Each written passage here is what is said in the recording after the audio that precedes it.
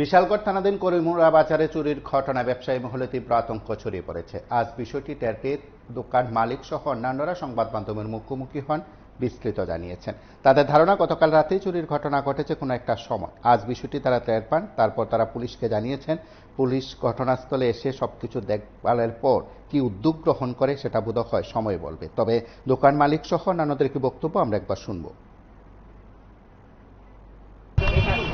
কি হয়েছে, কালকে রাত্রেবেলা আমার দোকানও কাজ বেশি ছিল। আমি রাত্রেবেলা প্রায় 10:30 আমি দোকান বন্ধ করে গেছি। তো সকালবেলা এইমাত্র আমি আয়ে এখন কাস্টমার ফোন করছিল, করার পরে আমি আইয়া দেখি দোকানের তালাকাটা আর ভিতরে আমার ভিতরে ফ্যান কম্পনের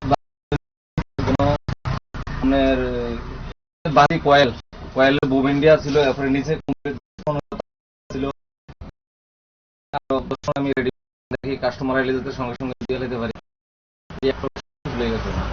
কোনখানে আপনার দোকান? আমার দোকান এটা করিমুরা বাজার। কি নাম? দোকানের নাম শাকিল ইলেকট্রনিক্স। আপনার নাম? আমার নাম শাহিদুল ইসলাম। কি এই প্রথম চুরি ঘটনা?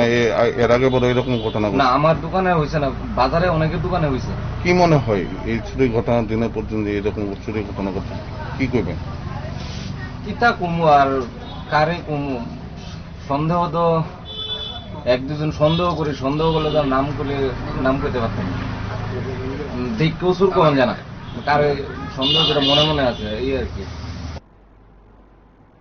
আপনারা শুনলেন সেখানে দোকান মালিকের প্রতিক্রিয়া। তারপর পুলিশ ঘটনাস্থলে আসার পর পুরো বিষয়টি তদন্ত করে চুরি যাওয়া সামগ্রী উদ্ধার করতে সক্ষম হবে কিনা সেটা সময় বলবে।